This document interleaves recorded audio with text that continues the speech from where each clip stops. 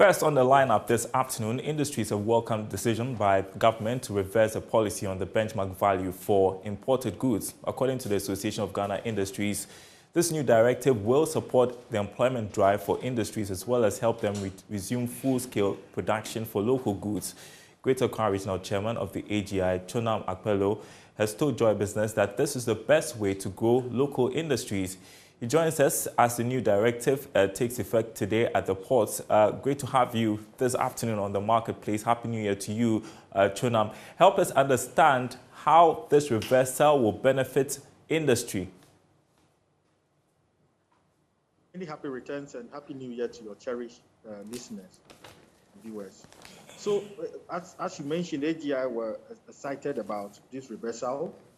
As we have always maintained, the benchmark policy has significantly affected negatively industry because what it meant was that it became more lucrative to import than to produce locally because the policy has incentivized importers.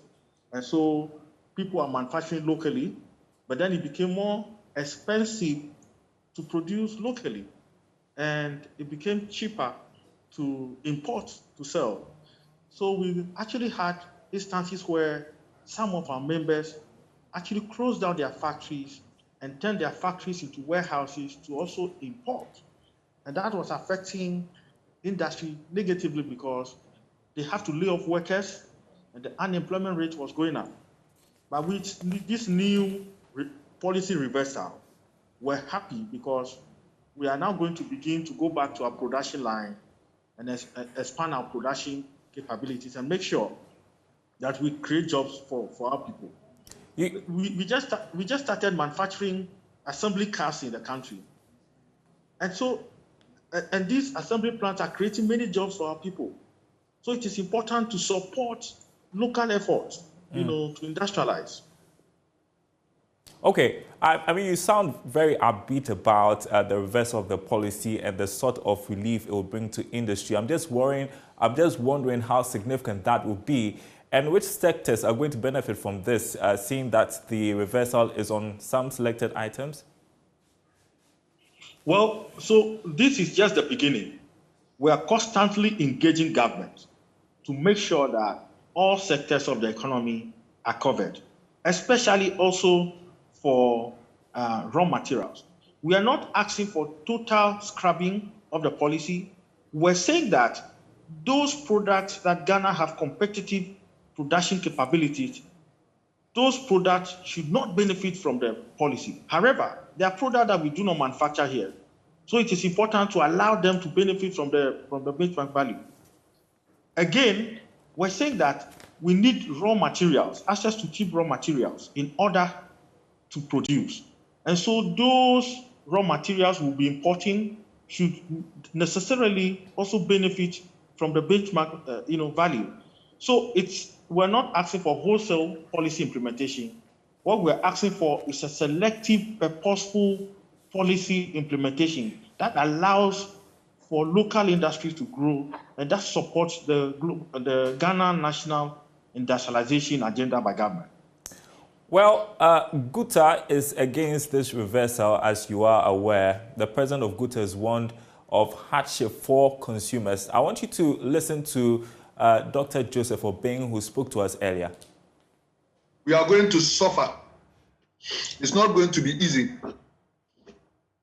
And the impact is going to be very negative. And it's going to even affect the government-owned policy against the COVID. Because we need to eat before we can fight the COVID pandemic. And then food commodities, prices of food commodities are going to go up. So then it goes against government-owned policy to combat the COVID pandemic. And don't forget that we are in the fourth wave. The COVID cases are going up every day. And is this the time? The world effect of the pandemic is still very high. World commodity prices have gone up the roof. shipping freight charges have gone up astronomically high. When you come down locally, we have introduced new taxes into the system last year. The fees and charges at the port are still very high, and we are still going to reverse this last straw of hope of businesses. It's not going to be easy. Chona, what you have to say to Guta's concerns, is the reversal worth it if consumers are going to suffer? Well, so I had wished that he shared a scientific data on that. But it is important to clarify that what we're asking for, it's a portal-specific review of a policy. Mind you, before this policy was introduced, there was a regime. What is happening from today is that we're just going back to that regime. So nothing new necessarily is happening. We're just going back to a regime. When the 50% benchmark value was introduced, market women did not reduce the price of goods and services. The benefit actually went to the importers. So what is going to happen now is that those importers may suffer as a result. And we all, as Ghanaians, buy from the same market anyway. But it is important to make the point that for any society to develop, we need to grow industries. We need to expand industries. We understand that it is easier and cheaper to import finished products. But why do you want to make your country a dumping good for finished products? We need to begin to produce in order to develop and employ more people, as it were. I agree with you on that point that we can't continue importing stuff. Well, Guta, in that interview, said it was willing to engage with government and the AGI to see if there can be a compromise. Is the AGI looking forward to this engagement, and what sort of compromise can be reached at this point? Well, we actually have a continuous engagement with government on these matters. These are continuing processes. So we look forward to continue to engage government. The window I see is that we are asking for those products that are manufactured locally, that we can supply the country. Those products should be protected. It is only proper. Everywhere you go in the world, once the country developed, productive capabilities, like cables, we produce cables in Ghana. These days we produce sanitary pads, even rice. We have rice and so on. We need to be able to protect our people and create more jobs for our people. So that's what we are asking for. We're not asking for wholesale implementation of policy. So if you don't produce something in Ghana, it makes sense that they receive rebates and discounts. But if we have the capability to produce in Ghana, we have to make sure that we patronize what is made in Ghana to develop our own economy. That's what we're asking for. Thanks for your time this afternoon. Chona Akpelu, the Greater Accra Regional Chairman of the AGI. Grateful for your time. Well, joining us from the Tema Port on the first day of the reversal of the benchmark value policy is correspondent Kwame Yanka. Kwame, what can you report? Can you hear me, Kwame? Say that the clearing agents are not happy, obviously, because according to some of them, in fact, there's a common concern here that it's going to, as it were, further increase the cost of living in the country since Ghana is an import-dependent country, and as a result, are suggesting that government could, as it were, push implementation towards April through to June to give them some ample time to more or less condition traders as well as consumers in this sense, so that they will just be preparing for full implementation somewhere mid-year, as it were. But then, just right from January, a lot has changed through the COVID period into December, and then around January, this is not the best time. But for them, they believe that, in fact, even when government implemented this in when the benchmark was introduced in 2019 to give that relief a few traders, as it were, or none, actually implemented this, making it difficult for consumers. So even introducing, scrapping the benchmark for them to pay the full cost of duty and all that, it's just going to more or less worsen the situation as it were. Thank you very much indeed. Kwame Anka with reaction from the ports as the benchmark value policy is reversed today, is actually taking effect today. Thank you so much. Well, let's switch stories and talk about AfCFTA. A year since the implementation of the Africa Continental Free Trade Agreement, stakeholders believe it is key to the economic freedom of all African nations. Commenting on the prospects of the trade pact, head of strategic communications at Ghana's Coordination Office for AfCFTA, Catherine Afeku, urged traders on the continent to take keen interest in the deal and support its implementation. The former Minister for Tourism also disclosed that more than half of AU member countries have ratified the deal, giving it a significant push for the continent. Listen. Your market is now all of a sudden not for the 16 regions in Ghana, but for 1.2 billion people. So the essence of AfCFTA is really to engineer, so to speak, Africans to trade amongst themselves. Now, that doesn't mean that we're not trading with our external partners, but we are focusing on trading amongst ourselves. And the statistics are there to support. If you look at trade amongst intra-African trade, it's very, very low. But we trade more with Asia, with Europe, with the Americas than ourselves. And there are reasons why it hasn't been as robust as you would expect. There are a lot of impediments. So AfCFTA comes in at the right time to set up a framework that there is a permanent secretariat. It's set up in Ghana. 54 African countries, ratification is ongoing, but over half have already ratified, signed the protocols, and now, officially, January 2021, trade began. So I think it's a new epoch for Africa. You know, we've had the 60s independence struggle, you have a lot of euphoria, countries are liberating politically. Now we're doing the economic freedom. So that is really the essence. For me, if you ask, what is it? You have to look back. Those who were born that time will tell you with nostalgia when Africa was coming out of colonial yoke. Now, those of us now will also talk a generation later. It will be in history books that the time African people decided to do the economic liberation. That was the time we were involved. So that's what AfCFTA, for me, if you ask, that's what it's intra-African trade solidified with an AU secretariat. Well, let's bring in Isaac Hubert Arthur, who is the Executive Director of the Africa Center for International Trade and Development, as we look back at 1 year of AfCFTA. Happy New Year to you, Isaac. What's your assessment of the implementation so far? Happy New Year to you, Darren, and also to all your viewers and also listeners as well.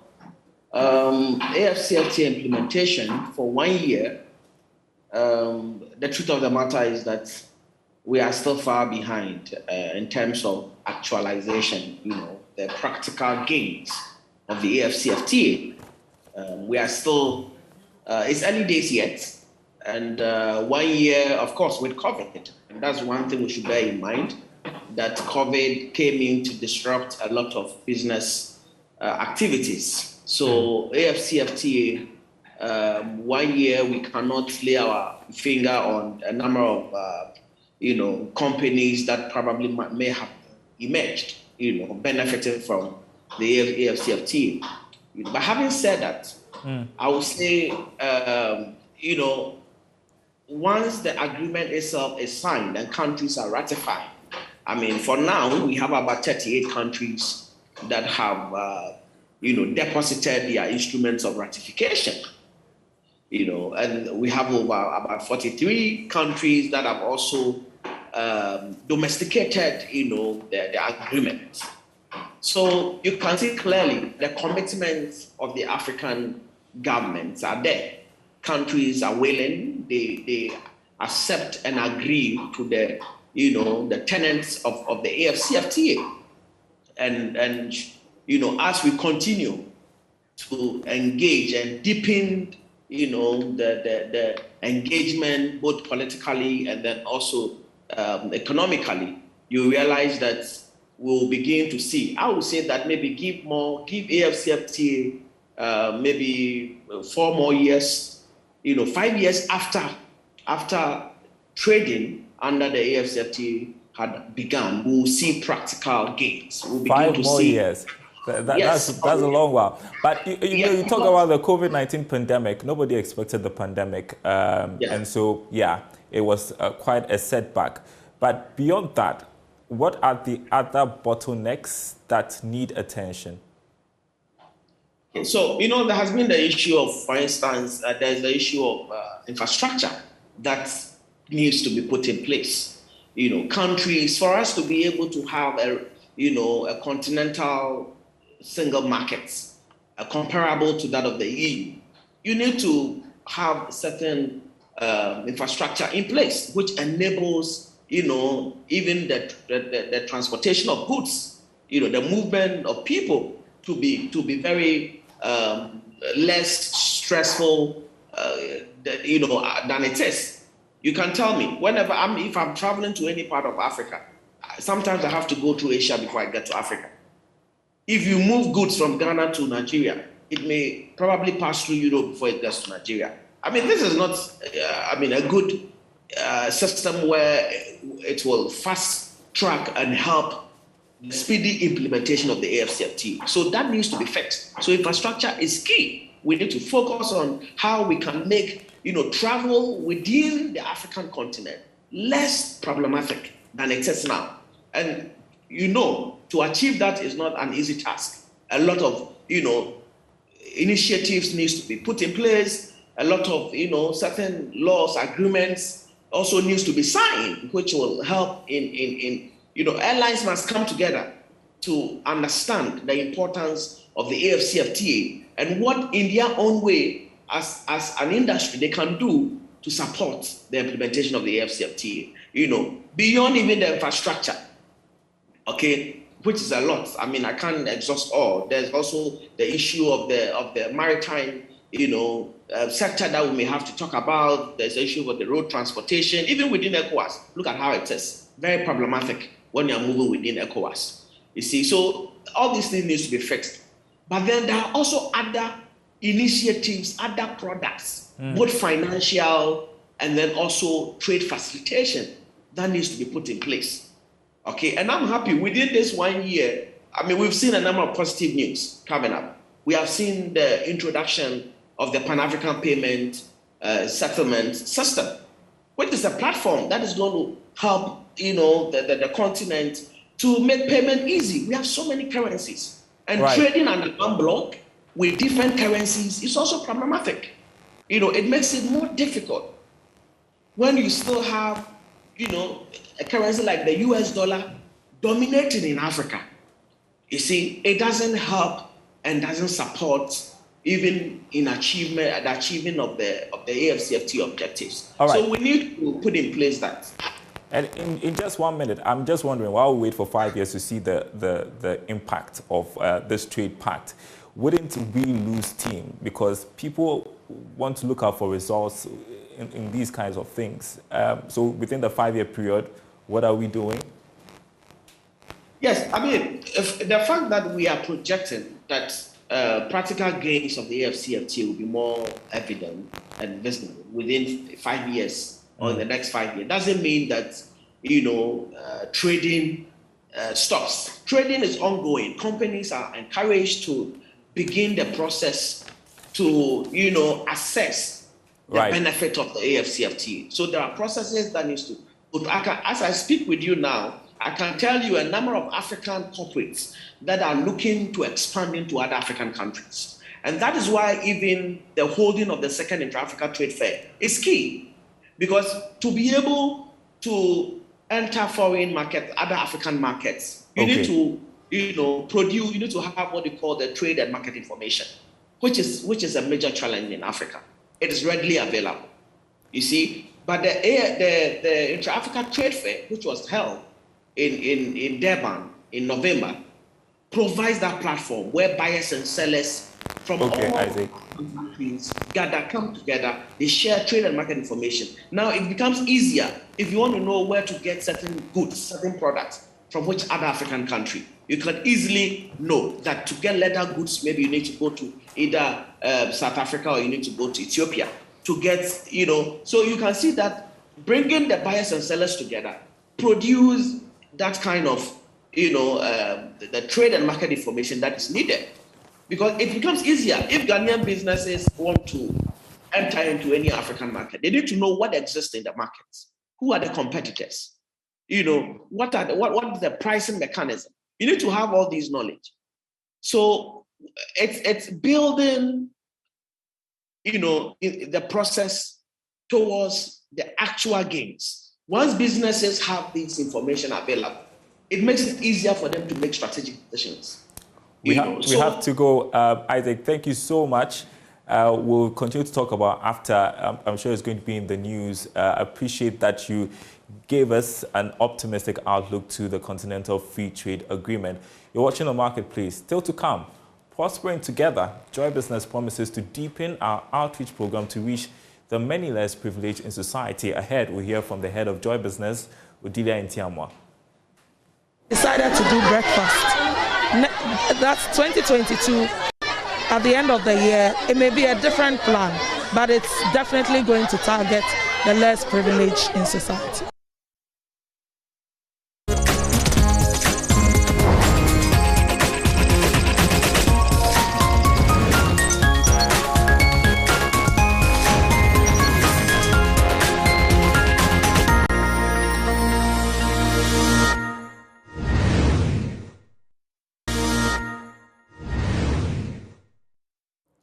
And finally, something we are proud to report, Joy Business is promising to deepen our outreach programs to reach the many less privileged in society.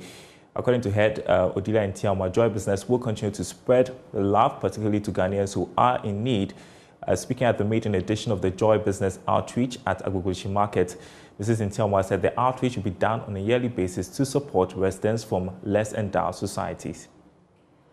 Explain the reason for this initiative. This year, we decided as Joy Business to send some love and compassion to our less privileged brothers and sisters by offering them breakfast. We know that during this Christmas season, many people will eat some very good food, but these are people who will not get the opportunities all of us have gotten. So we got the business community, Valley View University, Teka, which gave us drinks, and then another company gave us chicken for us to be able to prepare some good breakfast. And that's The Marketplace. Goodbye.